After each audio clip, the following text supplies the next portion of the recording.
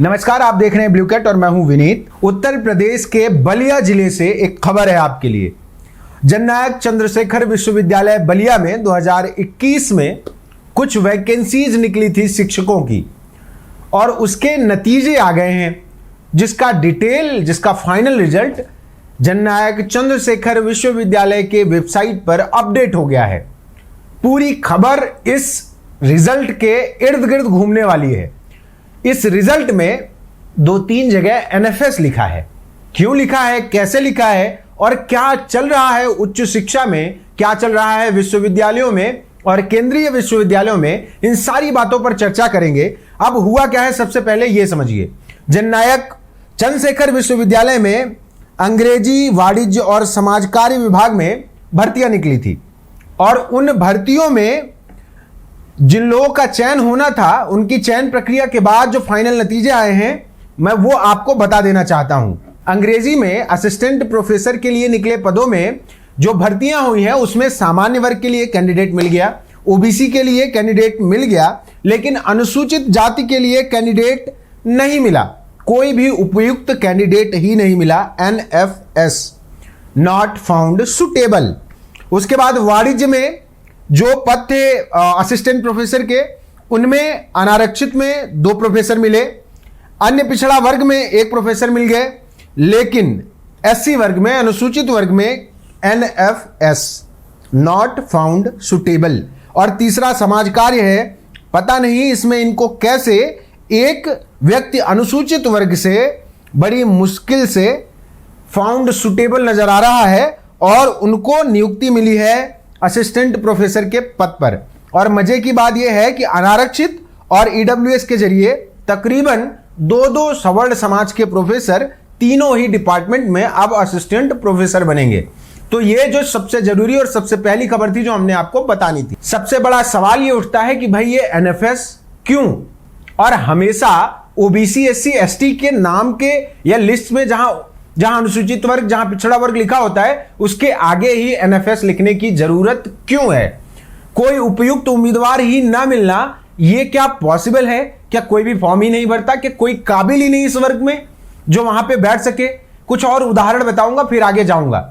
अभी ज्यादा दिन नहीं हुए, लोकसभा में एक डेटा प्रस्तुत किया गया था जिसमें हमने एक वीडियो पहले भी बनाया था, लेकिन ये जो मामला है उस पर यह और जरूरी हो जाता है, जहां पे यह कहा गया कि 45 जो है केंद्रीय विश्वविद्यालय हैं फिलहाल देश में। उन 45 में सिर्फ 7 OBC के कुलपति हैं, 1 SC का, 1 ST का, बाकी बचे हुए कुलपति सामान्य वर्ग से हैं। अब आप सोचिए कि क्या हालत है केंद्रीय विश्वविद्यालयों में और उच्च शिक्षा में, और उसका उदाहरण हमने सबसे पहले आपको चंद्रशेखर यूनिवर्सिटी का बता दिया, बलिया का। इतना ही नहीं, जब आप इसकी डिटेल में जाएंगे तो प्रोफेसरों के 1005 पद में से 880 पदों पर सिर्फ सामान्य वर्ग के लोग हैं, OBC से 41 और SC से सिर्फ 69। और जब आप एसोसिएट प्रोफेसर पर जाएंगे तो 2700 में से 2310 सामान्य वर्ग के, OBC के 132 और SC के 195। और जब आप असिस्टेंट प्रोफेसर पे जाएंगे तो 8668 पदों में से 5559 पर सामान्य है, OBC 1567 पर, SC 1042 पर और ST 490 पर। तो आप खुद कमोबेश आंकड़ा समझ सकते हैं कि क्या हो रहा है शिक्षा व्यवस्था में, और शिक्षा व्यवस्था में OBC, SC, ST के लोगों की क्या हालात हैं, किस तरीके से उनको प्रतिनिधित्व दिया जा रहा है और कैसे उनको NFS लगा के हमेशा इस लायक ही नहीं समझा जा रहा है कि वो हायर एजुकेशन में पढ़ा भी सकते हैं। ये जो नतीजे हैं, ये जो आंकड़े हैं, ये बताते हैं कि क्या चल रहा है हायर एजुकेशन में। और इतना ही नहीं, मैं आपको कुछ उदाहरण और बता देता हूं।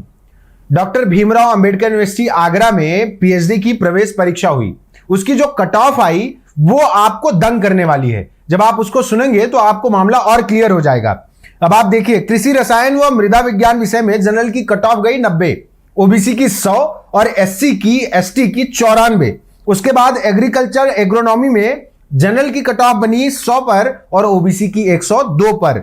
उसके बाद agriculture animal husbandry and dairying में सामान्य की कट ऑफ गई 100 और OBC की 104। वनस्पति विज्ञान में सामान्य की कट ऑफ 102, OBC की 108। बिजनेस एडमिनिस्ट्रेशन में सामान्य की कट ऑफ गई 100 और ओबीसी की गई 102। उसके बाद इसी तरह कंप्यूटर साइंस में जब आप जाएंगे तो सामान्य की कट ऑफ गई 104, ओबीसी की 106। जंतु विज्ञान में सामान्य की कट ऑफ गई 92 और ओबीसी की 100। अंग्रेजी में सामान्य की कट ऑफ गई 90 और एससी एसटी की 94। भूगोल में सामान्य की 116 और ओबीसी की 122।